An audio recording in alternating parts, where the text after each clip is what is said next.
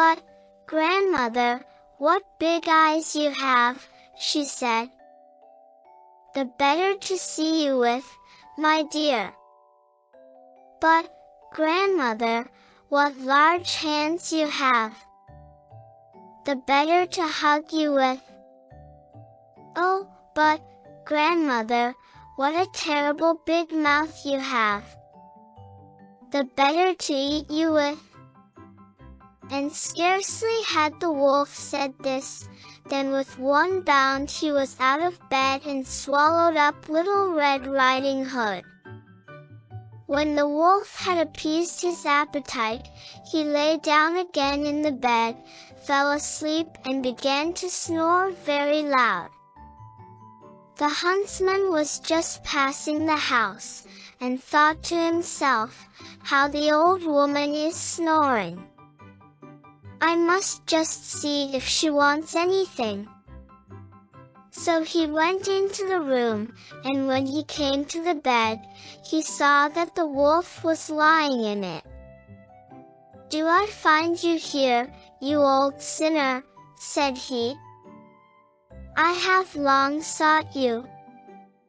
Then just as he was going to fire at him, it occurred to him that the wolf might have devoured the grandmother, and that she might still be saved, so he did not fire, but took a pair of scissors, and began to cut open the stomach of the sleeping wolf. When he had made 2 snips, he saw the Little Red Riding Hood shining, and then he made 2 snips more, and the little girl sprang out, crying, "Ah, how frightened I have been!" How dark it was inside the wolf! And after that the aged grandmother came out alive also, but scarcely able to breathe. Little Red Riding Hood, however, quickly fetched great stones with which they filled the wolf's belly, and when he awoke, he wanted to run away, but the stones were so heavy that he collapsed at once, and fell dead. Then all 3 were delighted. The huntsman drew off the wolf's skin and went home with it. The grandmother ate the cake and drank the wine which Little Red Riding Hood had brought, and revived, but Little Red Riding Hood thought to herself, "As long as I live, I will never by myself leave the path, to run into the wood, when my mother has forbidden me to do so." It is also related that once when Little Red Riding Hood was again taking cakes to the old grandmother, another wolf spoke to her, and tried to entice her from the path.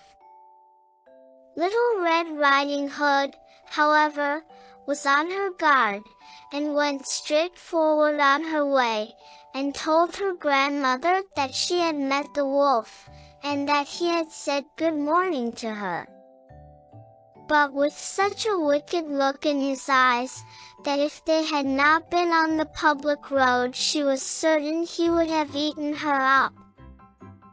"Well," said the grandmother, "we will shut the door, that he may not come in."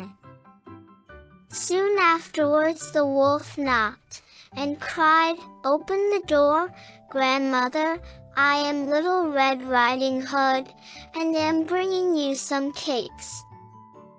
But they did not speak, or open the door, so the graybeard stole twice or thrice round the house, and at last jumped on the roof, intending to wait until Little Red Riding Hood went home in the evening, and then to steal after her and devour her in the darkness.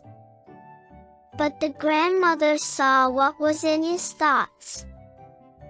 In front of the house was a great stone trough, so she said to the child, "Take the pail, Little Red Riding Hood.